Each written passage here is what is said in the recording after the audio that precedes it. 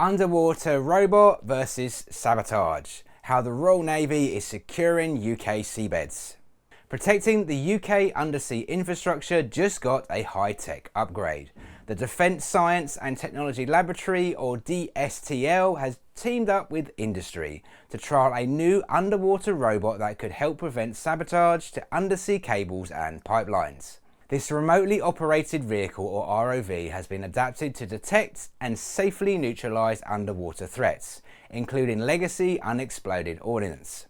It means fewer risks for divers and vessels and a lot more peace of mind for everyone else.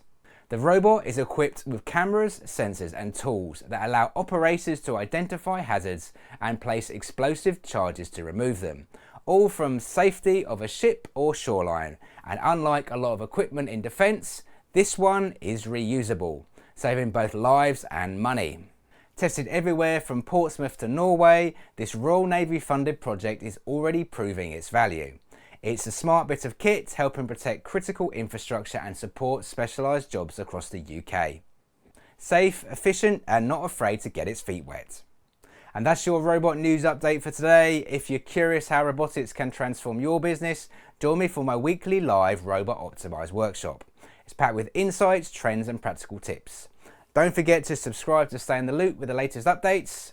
I'm RoboPhil from Robot Philosophy. Thanks for watching and I'll see you next time.